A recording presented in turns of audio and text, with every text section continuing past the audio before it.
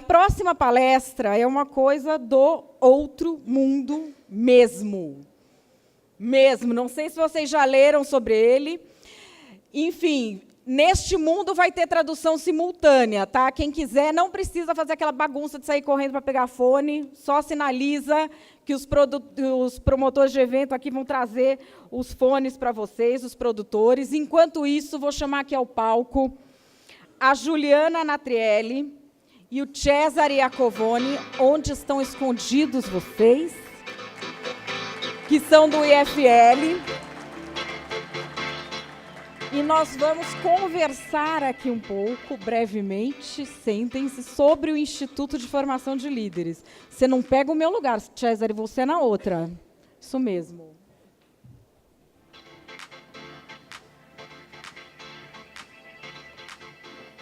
Bom, nós estamos aqui nesse painel promovido pelo IFL, que é o Instituto de Formação de Líderes. Fui pesquisar, Juliana sabe, Cesare também, o que significa líder, de onde vem a palavra. Aí descobri que, para a nossa língua, veio de lead, do inglês mesmo, mas que vem do alto alemão, uma palavra que eu tinha decorado, na verdade decorei, mas estou com vergonha de falar, enfim, que é o cara que liderava as viagens. É uma palavra que data ali do ano 1000, e era a pessoa que liderava a viagem, que tinha esse espírito de ser quem levava todo mundo, quem inspirava todo mundo a seguir viagem. E é por isso que eu pergunto a você, Juliana, como é que forma um líder? A pessoa não tem que nascer desse jeito? Como que forma um líder? Olha, primeiro, boa tarde a todos que passaram o dia inteiro aqui ouvindo esse evento maravilhoso que o IFL organizou. Mas eu acredito que dá para formar, sim. Acho que são várias habilidades diferentes que a gente tenta imputar nesses líderes, nos eventos que a gente promove do IFL, mas é importante a gente saber que tipo de liderança a gente quer formar. E aí vale a pena contar um pouco de como surgiu o IFL, que há 10 anos atrás, nós éramos cerca de 20 associados que formaram esse grupo com a ideia de formar uma liderança comprometida com um Brasil mais livre e próspero para todos. E, dentro dessa ideia, você não constrói essa liderança sem ter valores sólidos formados. Então, não basta só isso, não basta a gente querer formar, a gente precisa saber para onde a gente vai. Se a gente vai liderar essa viagem, se a gente vai guiar as pessoas num caminho, a gente tem que ter muita clareza e um compromisso para onde a gente vai guiar. Então, os líderes formados pelo IFL são pautados nos valores de liberdade, propriedade, livre mercado e o Estado de Direito. Então, também dá para se formar. A gente faz isso, faz bem, porque de 20, hoje a gente está lotando aqui uma sala com 1000 pessoas e mais não sei quantas pessoas assistindo. Então, é possível. 180 mil. Olá. Falei para vocês, é só shows e quisir aqui. Além de lotação esgotada, 180 mil. A meta não era... Era 20? A meta era 20. Hã? Vou te dar um ábaco, tá? Bem, dobramos? Bom, agora vamos saber o seguinte do Cesare, que eu estou curiosa. O que vocês fazem nesse IFL, na verdade? Essas reuniões, pode contar? É uma sociedade secreta, onde vocês se reúnem? São rituais? Não sei, gente, estou perguntando, assim. O povo quer saber. Claro, não é aberto. Hoje nós somos 70 associados e 30 honorários. E, na prática, consiste de encontros semanais em jantares e debates, que a gente chama referências em cada área de conhecimento, então, desde executivo, empreendedor, acadêmico, político, para debater diversos temas, desde política, economia, sociedade, sempre tendo em vista o Brasil de hoje e o Brasil que a gente quer construir. E, além do ciclo de formação, os associados podem fazer parte de diferentes projetos. O principal deles é o Fórum, que está todo mundo aqui, espero que tenham gostado. E o segundo, que a gente faz já há mais tempo, é o livro, que acho que todos vocês receberam no credenciamento. Convido vocês a lerem. O livro é produzido com artigos dos próprios associados. E tem também o Núcleo de Livre Defesa, Núcleo de Defesa do Livre Mercado, desculpa, em que a gente fala principalmente produção de conteúdo em canais, tanto mídia tradicional quanto mídia digital, para justamente pautar a opinião pública e influenciar no debate cada vez com mais ideias e menos opiniões, posições como a gente tem visto muito por aí. E o quarto ponto, com relação ao projeto Aula Livre, foi um projeto muito interessante, que a Ju vai até contar daqui a pouco, que é um projeto de educação empreendedora para jovens, tanto da rede privada quanto da rede pública. E que é interessante porque foi um projeto que surgiu meio do acaso. Aliás, eu acompanhei naquela época que o Jorge me ligou, que ia ser num lugar, aí foi no outro, e virou uma coisa permanente. Foi. Na época que teve a greve geral, aquela suposta greve que ia parar São Paulo, não parou São Paulo, mas alguns professores resolveram, mesmo da rede privada, aderir à greve. E ouvindo uma demanda da sociedade que estava inconformada com a situação que o Brasil estava, e ainda ter esses professores aderindo à greve, a gente falou, vamos dar uma aula para esses jovens para explicar os nossos valores, vamos contar para eles sobre liberdade, sobre empreendedorismo. Isso funcionou tão bem que a gente resolveu expandir. Então, nos últimos meses, a gente realizou mais de 4 aulas já, sendo, acho que 3 delas foram na Unibis, que fica no Capão Redondo. Tem um pessoal da Unibis aqui que veio prestigiar a gente, espero que tenham gostado da aula. E a ideia é continuar e expandir. A gente quer fazer mais 2 aulas ainda, levando as ideias de liberdade e empreendedorismo, porque todo mundo quer prosperar, todo mundo quer crescer, e a gente quer contribuir para esse país também. Bom, agora nós vamos fazer propaganda. Levanta aí, garoto, propaganda. É bom no IFL que tem novinho para fazer as propagandas. Faz a propaganda de como é que se inscreve.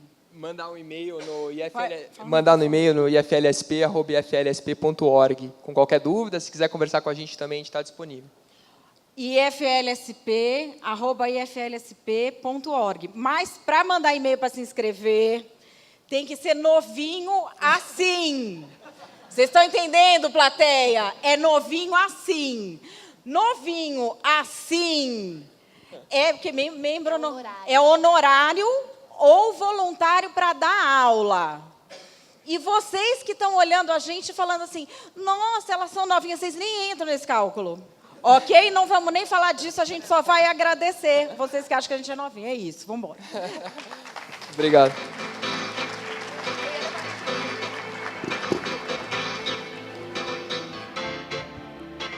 Bom, agora essa próxima palestra enfim, é uma coisa muito, muito interessante, mas quem vai explicar tudo para vocês que vai acontecer aqui é o diretor financeiro do IFL, o Rafael Gartner. Rafael.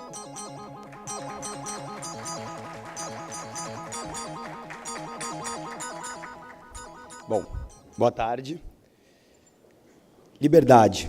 Liberdade significa o direito de agir segundo o livre-arbítrio, de acordo com a própria vontade, desde que não prejudique outra pessoa. É a sensação de estar livre e não depender de ninguém. O nosso próximo Keynote tem ideias fora do consenso sobre como levar inovação através de competição e liberdade, de escolha para a única tecnologia que não progride rapidamente e pacificamente: governos. Convido ao palco Joe Quirk, presidente do Systering Institute, que, entre outras coisas, pretende criar um ambiente de competição entre governos.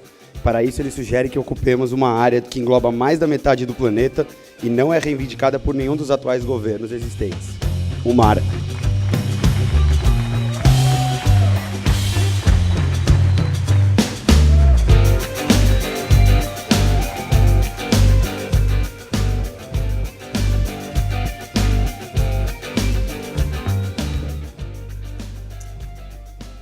Thank you for inviting me to address this inspiring community. Did Raphael make me sound good? I apologize that I don't speak Portuguese. In fact, the only Portuguese I know is Menes Marx Mais Mises.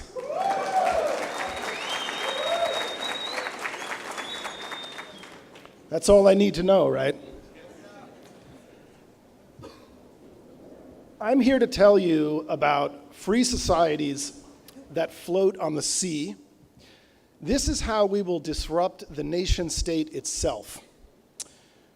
We will disrupt green technology with blue technology when we evolve beyond environmental sustainability into environmental restoration. What if the way to save the ocean is to live on it?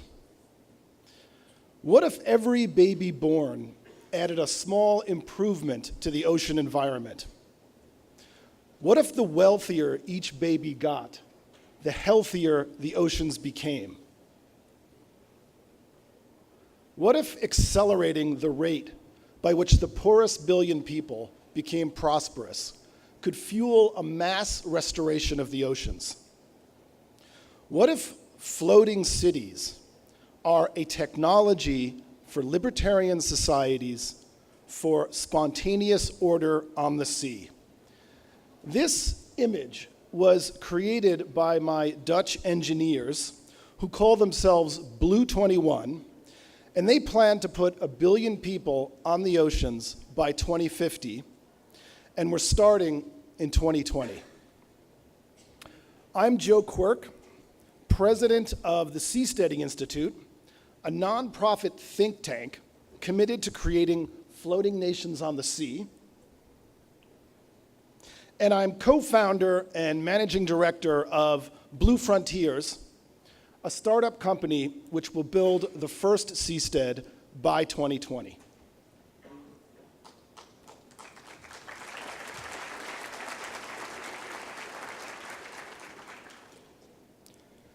Nearly half the world's surface is unclaimed by any state. Long before we go to Mars, we are going to discover planet Ocean, which is more than twice the size of all the land on Earth, and we start immediately. Last week, I ate breakfast in the middle of the Blue Frontier.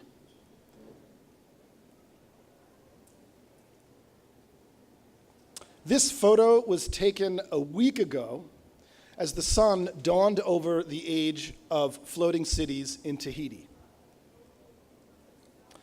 Here's my colleagues, 10 seasteaders pointing at the exact site where we will build the first seastead. And why are we doing this?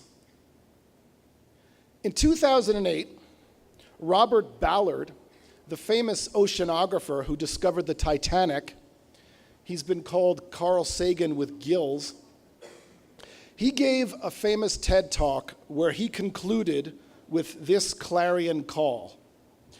Why are we not looking at moving out onto the sea? Why do we have programs to build habitations on Mars, but we do not have a program looking at how we colonize our own planet? And the technology is at hand. That same year, the Seasteading Institute was co-founded by philanthropist Peter Thiel, who co-founded PayPal and was the first outside investor in Facebook, and Patri Friedman, an engineer at Google, a venture capitalist, and grandson of the Nobel Prize-winning economist Milton Friedman. Patri is also the co-author with me of our book, Seasteading: How Floating Nations Will Restore the Environment, Enrich the Poor, Cure the Sick, and Liberate Humanity from Politicians. How? Startup countries. Patri observed that Steve Wozniak didn't change Hewlett-Packard from within. After his design for the personal computer was rejected 5 times, he left and founded Apple with Steve Jobs. So, where will the Wozniaks of governance go? Patri proposed that if we have a startup sector for governance and people can vote with their houses, we could replace monopolies of government with a market of governance. Voila! We'd solve one of the deepest social challenges at the very root of society. Seasteaders want to tell investors, forget startup companies. How would you like your own startup country? Here's our competition. The reason land governments are dysfunctional is because they are coercive monopolies based on military control of land. If you can float, you're mobile. Imagine if your city was like a floating jigsaw puzzle. You can shift and assemble and reassemble at will. Societies can only form if people choose to attach to each other. If some politician asks for your vote, You can detach your houseboat, sail somewhere else, link up with your allies, found your own floating nation. If you can vote with your house, governments will be like customers, governments will be like companies, and citizens will be like customers. Seasteaders think this will create a market of governance competing to attract residents. These are the fluid mechanics of voluntary societies that can't be properly characterized as nation states, which are founded on force.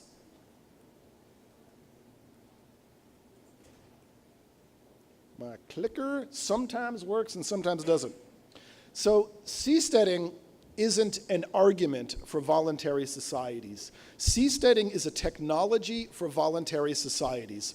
If you're a tyrant, you're going to have a hard time getting a foothold in political power when your neighbors can simply take their property and float away. And seasteading emerges from a set of moral and economic principles that classical liberals hold dear. Seasteading emerges from a family legacy that started with Milton Friedman.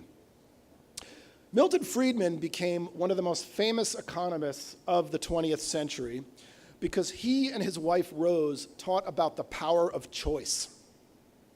All of us voting on one solution creates a bottleneck of power that prevents progress and engages human corruption, whereas all of us trying any solutions opens up the ecology of the marketplace and engages human creativity.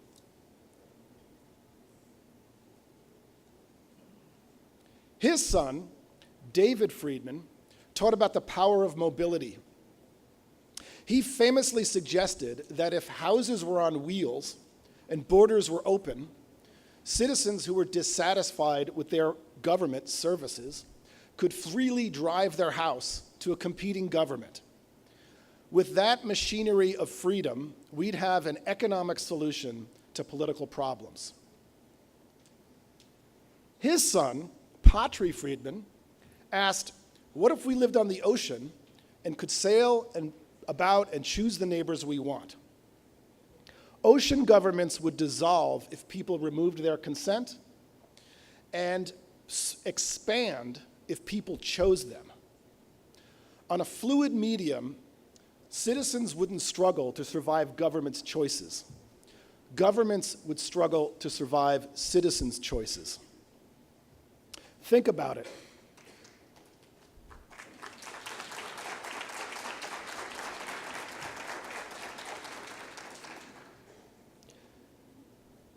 David Friedman described the machinery of freedom. Milton Friedman advocated the freedom to choose. And Patry Friedman conceived a machinery of freedom to choose. My company, Blue Frontiers, will start building the first seastead in 2018.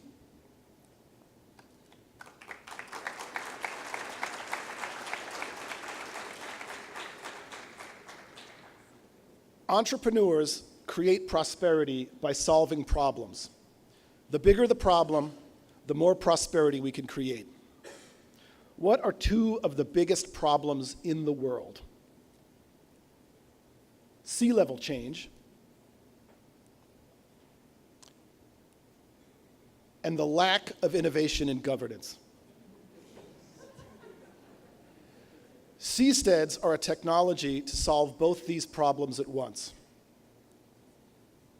That's where I'm from. When I get off that floating city and get on that land city, my cost of living goes up. My chances of being mugged, panhandled, ticketed, and taxed all go up by orders of magnitude. Why is the floating city better? That pre-stead is largely self-governing. This year, at least 25 million people, a population larger than Taiwan, boarded cruise ships for private governance at sea. What if that floating, self-governing city never docked, but floated permanently? The prototype for our floating island project already floats in the Netherlands. This is the floating pavilion in Rotterdam, built by our Dutch engineers. It's mobile, sustainable, it runs on solar, it recycles all its water, and it's affordable in shallow waters. These platforms are designed to last more than a century in seawater. The world leaders in environmentally sustainable floating real estate are on our team, and they've joined Blue Frontiers. And the world leader in legal innovation is on our seasteading team. Tom W. Bell is the author of the brand new book, Your Next Government, ? From Nation States to Stateless Nations, where he writes about the power of special economic zones. Special economic zones are legal islands created within countries, allowing special exemptions from taxes and regulations to create prosperity.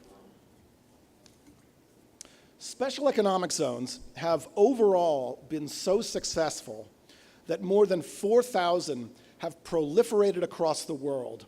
This is the most momentous political revolution sweeping the world from the bottom up. It's completely peaceful, and it's allowed the developing poor to put their kids straight into the professional class. At least 500 million Chinese people escaped extreme poverty as they migrated to these special economic zones. Now they are crammed up against the coast, poised on the edge of the aquatic world, because the ocean is the superhighway of goods and of trade. Do we need a new legal entity? Tom W. Bell has designed the Sea Zone, special legislation taking the best practices that have been discovered on those 4,000 special economic zones and applying them for maximum wealth creation on innovative, sustainable floating islands on the sea. So, Blue Frontiers has the legal innovation. We have the engineering innovation, and now, as of 2017, we have the location.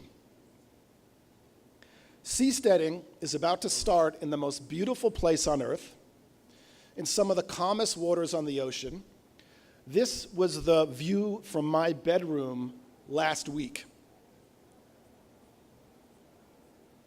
This is the president of French Polynesia, Edward Fritsch, in the presidential palace, where he met with 10 seasteaders, and he said, "Let's build the future together."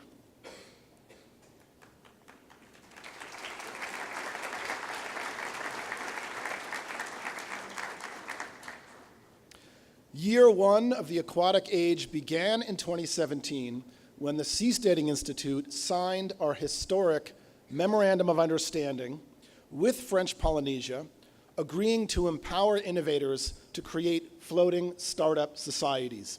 That same day, we announced Blue Frontiers, a startup company collaborating with the Seasteading Institute. These are our 5 co-founders and our first 3 staff. Our international team consists of 5 founders, including a former government minister of Tahiti, a Russian business leader and inventor who runs 16 companies, a French web entrepreneur, and the executive team from the Seasteading Institute. On the left, you see our legal engineer, Tom W. Bell, and on the right, you see our aquatic engineer, Bart Rofen, who designed this initially for French Polynesia, based on a local flower to honor the Polynesian culture. Our mission is to sell sustainable, modular, floating platforms with significant regulatory autonomy in the territorial waters of host nations around the world. The Floating Island Project empowers coastal people to organically adjust to sea level change and the means to innovate with 21st century governance.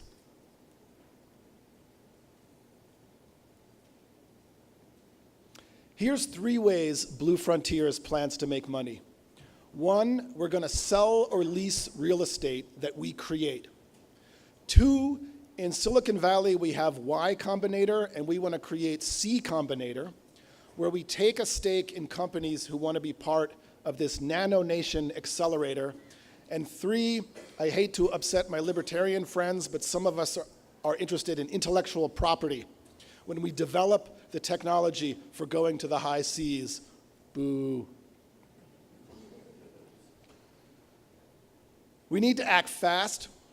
French Polynesia is concerned they may lose a third of their islands by the end of this century. Floating islands will be big business in the years ahead. And here are our future customers. The orange dots are places with rapid population growth. The blue dots are places with rapid population growth and risk for floods or sea level rise. We have, at Blue Frontiers, we have 0 competitors and first mover advantage. We start here. By 2020, this lagoon in Tahiti will be home to the first free-floating islands, featuring a range of regulatory innovations in labor, immigration, financial tech, biotech, and medical. We're hitting restart on society.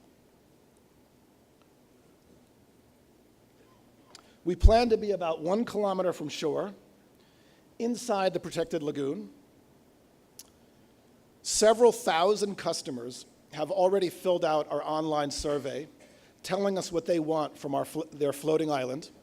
And this is what they want. This is Tahiti, and we're going to zoom into our lagoon, which is 20 miles from the airport and the capital city. This is the first baby step to the sea. We plan to connect about 15 small floating islands hosting about 200 to 300 people. 0 personal tax, 0 corporate tax, no import duties. We'll create our own labor code, our own medical code, and our own financial code. This is Blue Frontier's plan for vegetation roofs. This by 2020, triple this by 2030. Welcome to the next frontier.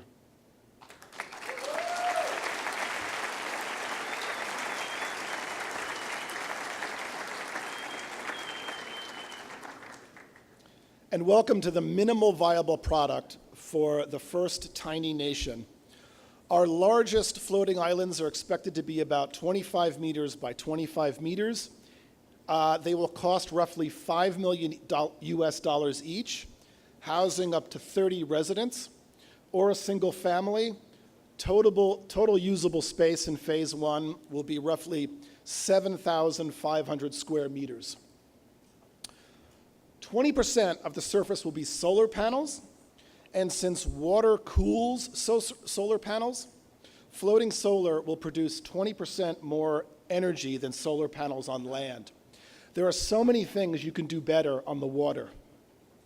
The heat extracted from cooling the solar panels will be used for heating your shower, your clothes washer, your dishwasher.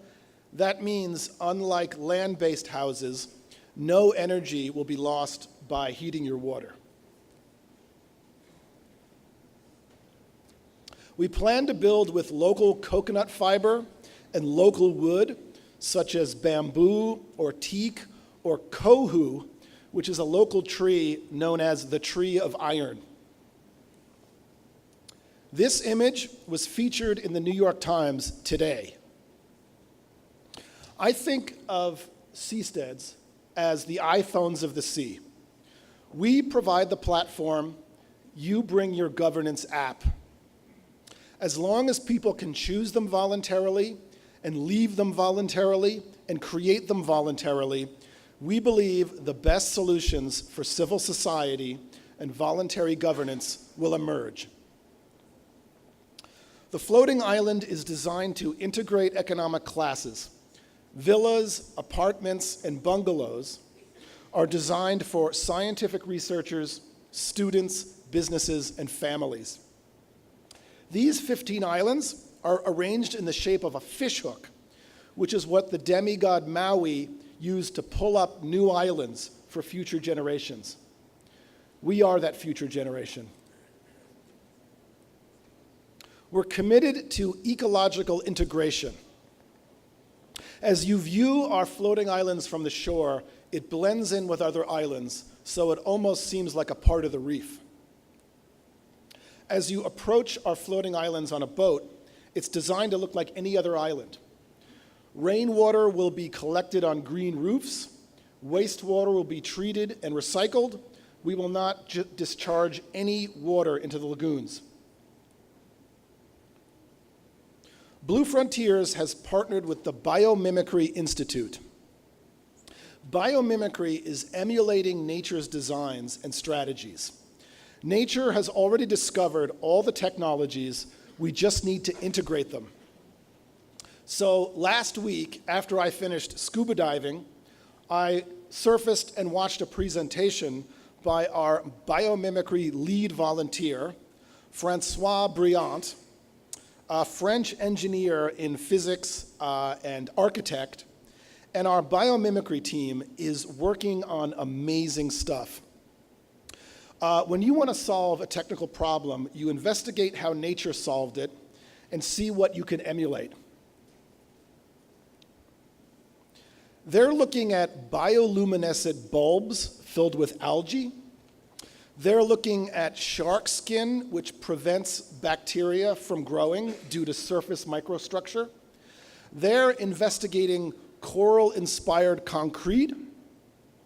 The cooling and humidity control systems are inspired by termite cities. With these technologies, we're getting our first glimpse of civilization. By integrating all these blue technologies in one system, we're going to exceed the environmental standards set by French Polynesia and Marpole. Our Dutch engineers are committed to a complete paradigm shift, which they call cyclical metabolism. The goal is to become 100% renewable and 100% self-sufficient using solar and wave energy. We will be in waters about 25 meters deep, and we plan to improve the lagoon. State-of-the-art monitoring technologies will study turbidity, dissolved oxygen, nutrients, and the platforms will increase the density of sea life. Imagine if you could restore coral reefs simply by the presence of your floating platform. Our engineers at Blue Frontiers have devised a plan to position the platforms to create some shadows to lower the temperatures just enough to spark the restoration of the bleached corals. As the sun moves about, you get enough light on the ocean floor to spark photosynthesis, but you lower heat just enough to have a restorative effect. This is not just technology, it's education. Our floating islands will be home to numerous species. Children who take class trips to these islands will see with their own eyes how floating islands can restore life. We share the planet with many other species, and the Blue Frontiers community plans to share our homes. According to the World Wildlife Fund, coral covers 1/4% of the oceans, and it's home to 25% of all marine life on the planet. And I want to quote from them. In fact, the variety of life supported by coral reefs rivals the tropical forests of the Amazon or New Guinea. What if every floating community had this effect on the environment? Blue Frontiers plans an underwater restaurant designed for 100 diners a night. Imagine the ecotourists who will dine on Polynesian cuisine and witness the first demonstration that floating cities can restore the environment. When we speak about the legal sea zone, unprecedented in the world, we're not just talking about the sea. We requested a 99-year lease for about half a square kilometer of premium beachfront real estate to be administered under the same jurisdiction as the C zone. I was just there the week before this, and it was so gratifying to show it to all my seasteader friends and watch them say, "Oh my God, this is so perfect, I love this." The only international golf course in French Polynesia is right across the street, and we expect to start building in 2018.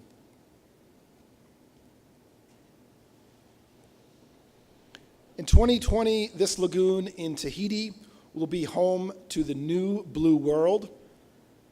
If you move there, you will have a view like this from your office or bedroom.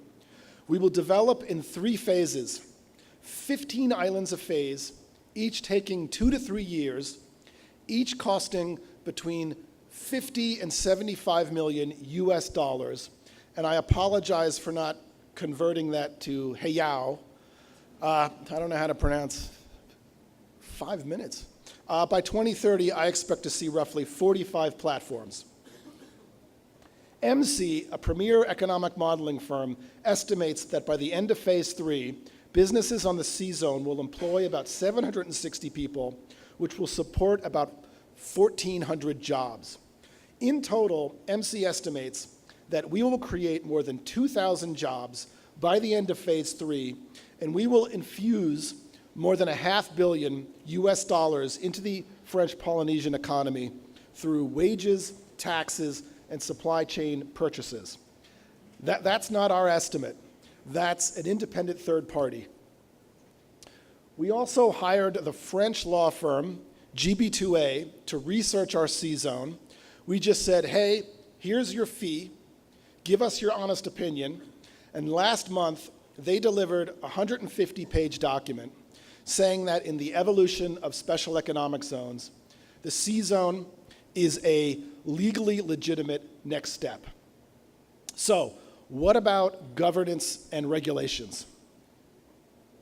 As Tom W. Bell specifies, instead of acting for no regulations, we're going to ask for the best regulations, the world's greatest hits. We in French Polynesia will define a peer group of countries among the most peaceful, prosperous, and well-run nations on Earth. Those peer group countries will provide the regulations for the C zone strongly inclined towards economic freedom and personal freedom. Humans need rules. I don't have a problem with regulations per se. I have a problem with monopolies over the provision and enforcement of regulations. Fortunately, a free-flowing market of regulatory bodies has been operating on the sea since before many nation states were founded. More than 50 marine classification societies operate worldwide, none with a state-enforced monopoly, and their governance rules advance with the technologies they govern. Because they must compete fluidly with each other, and we feel safe on ships largely because of these old, venerable institutions. Disagreements among these ocean regulators are brought to Lloyd's arbitrators, who don't allow any lawyers. Lloyd's has no enforcement mechanism. They simply publish their decisions, and ocean industries across the world comply because they don't want to be known as the business people who defy Lloyd's decisions. Friedrich Hayek's spontaneous order prevails on half the world's surface, which is the richest economy in the world. 90% of all international trade passes across the ocean on ships. National economies would collapse without the ocean economies nourishing them. Right now, 100,000 ships are on the seas, forming a decentralized, floating world. Blue Frontiers is committed to decentralizing power, not just in governance, but in finance. Blue Frontiers will sell company equity by a cryptographic equity token because we care about inclusion of anyone, borderlessness, fluidity, and transparency. Funds will go in escrow. If we don't have a seastead in the next couple of years, funds will be returned to the token holders. We're going to demonstrate how decentralized voluntary societies work on the other half of the earth. Stop arguing and start seasteading. Our rigorous team of lawyers and consultants have taken into account the recent comments by the Securities and Exchange Commission in the US, as well as the Monetary Authority of Singapore, where Blue Frontiers is incorporated. As our Venice on the Pacific prospers and grows, it will leave the lagoon and go out to deeper waters. At each baby step, each seastead will absorb the cost of failure, but prosperity will be shared locally. The Polynesian voyaging canoe was called the Va'a, and this is the Va'a 2.0. Polynesians are very familiar with what we propose. If the sea zone makes French Polynesians proud, we will propose the next step in legal and engineering evolution. What Tom W. Bell calls the deep blue zone, a special area in international waters designated within territorial waters, unprecedented in history. Yet it would be under the protection of one of the most peaceful countries in the world, which profits greatly from it. And how much space do we have to innovate with sea zones? French Polynesia controls an area of ocean the size of Western Europe. We're going to draw a new map of the world with French Polynesia at the center of it. You see all those little red lines? Polynesians never wanted those bullshit red lines. Polynesians are the original seasteaders. They sailed from island to island, founding new societies on new islands, sparking an evolutionary process that created many maritime technologies.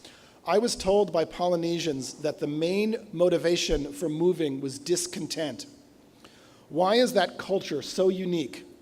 They got to choose, they got to switch, they got to seastead.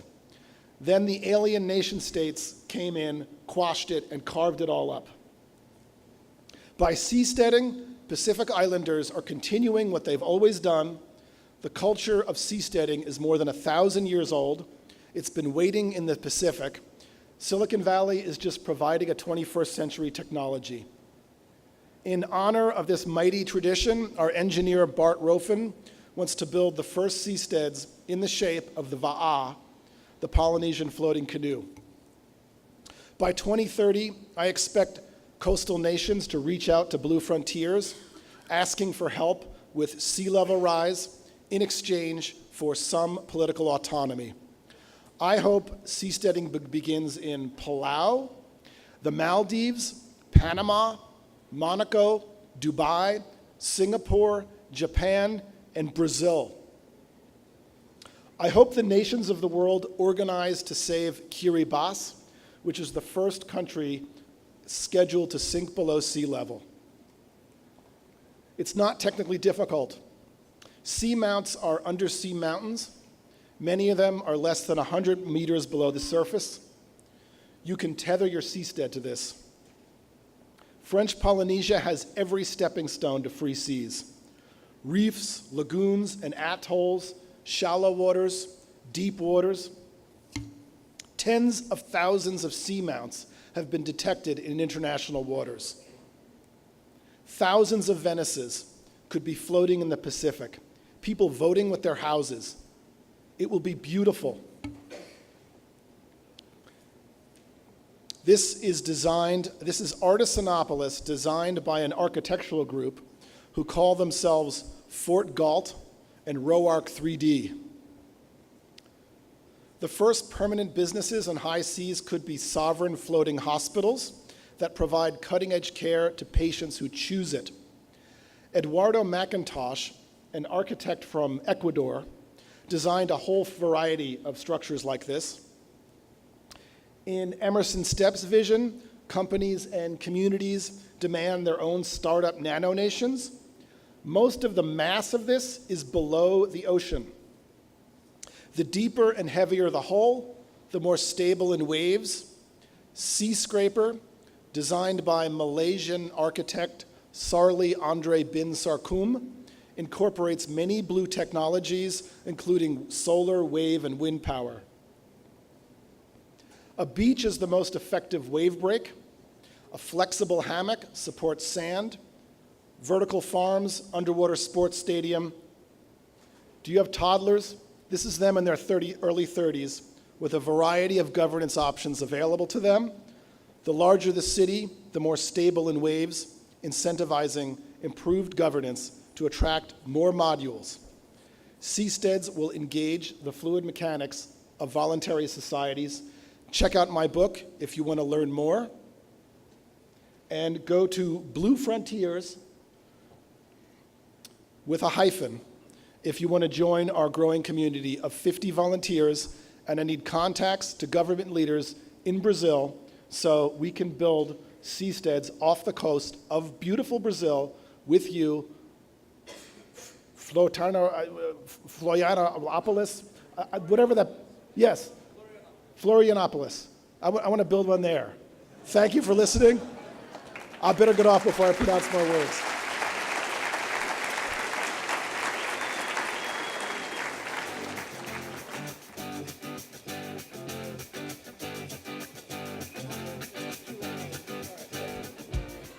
Bom, esse é o Joe Quirk. Enfim, é uma coisa do outro mundo, né? Eu não acho que eu tenho preparo suficiente, mas o Hélio Beltrão, ele tem parente na Globo, ele tem um MBA em Colômbia. Vem aqui fazer as perguntas desse Q&A.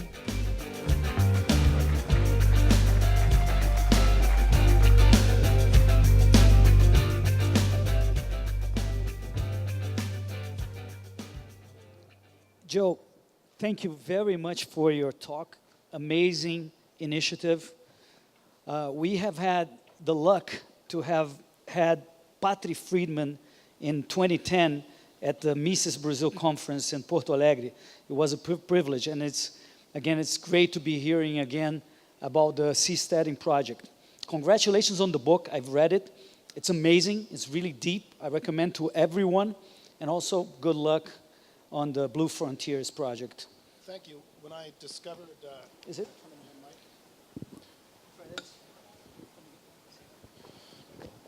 When I discovered seasteading in 2011, the first thing I did was watch Patri Friedman's talk here, and then I watched David Friedman's talk. Oh, really? Yeah, on YouTube. Excellent. Okay, I have some questions for you. In your book, you have a chapter on health and seasteading. Seasteadings are also regulatory startups to counter excessive regulation.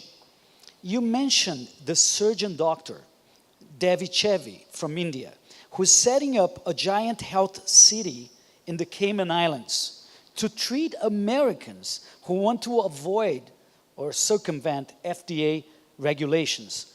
Why would that be good?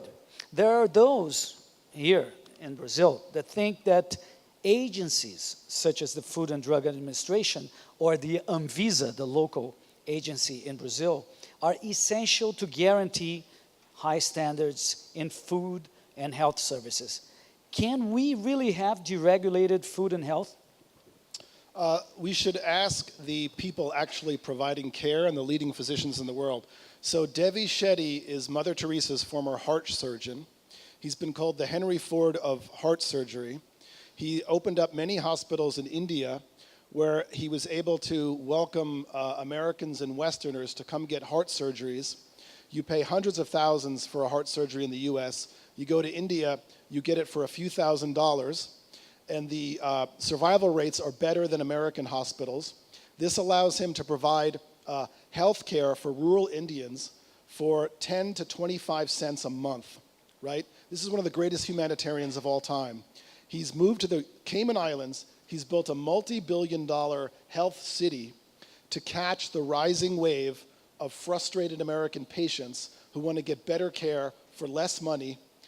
He's so successful that companies all over the US are, say you want to get a knee replacement surgery, rather than pay for it in the US, they will pay their employees to go to the Cayman Islands and allow them to stay there a month, and give them a concierge service, and give them a butler, and then pay them extra, and that's less than it costs to get a knee replacement service in the US. So Devi Shetty knows what he's doing, and he was quoted in the New York Times saying, the best place to have a hospital is floating 12 miles offshore in an existing American city, and given that he doesn't have that, he has to start in the Cayman Islands.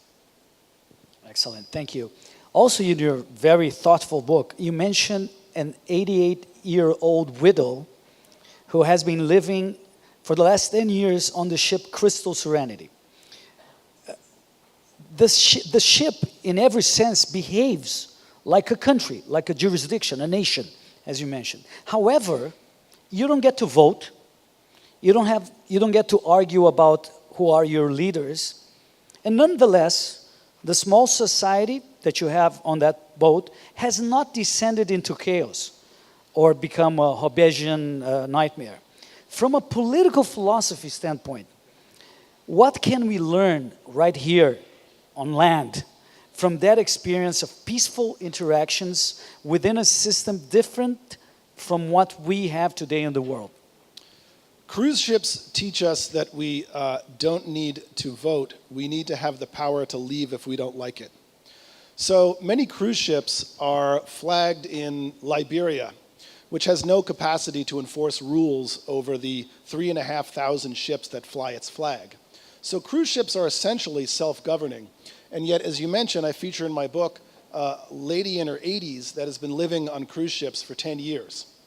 If cruise ships float permanently, they could be their own countries.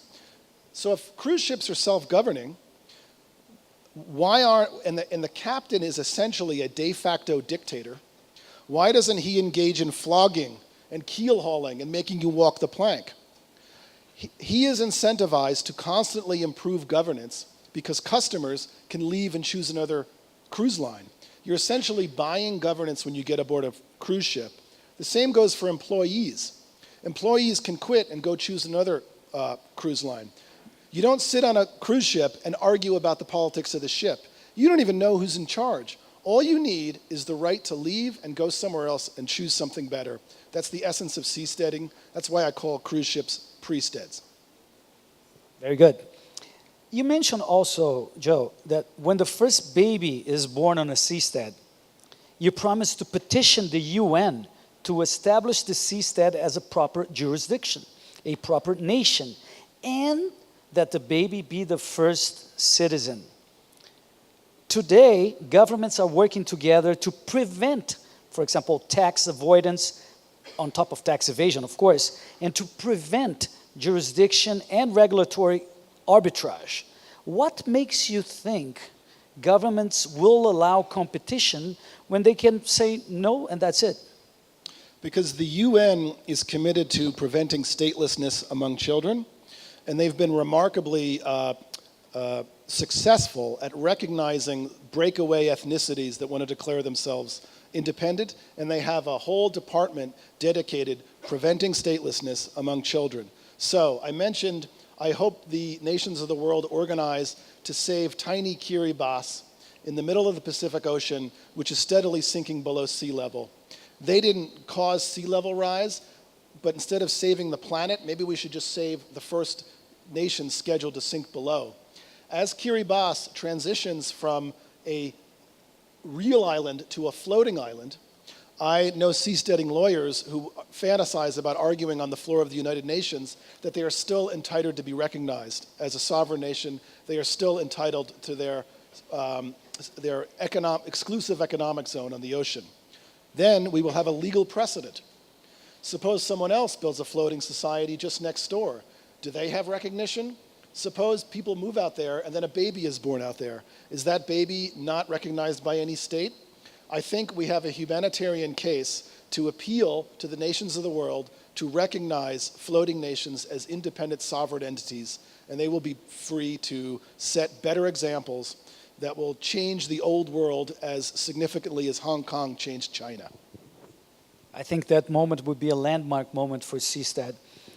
Joe, I'm hopeful that as we get libertarians in Congress in Brazil, we'll be able to have seasteads in Florianopolis and have a baby there being your first citizen. Thank you very much, Joe. I'll see you in Tahiti.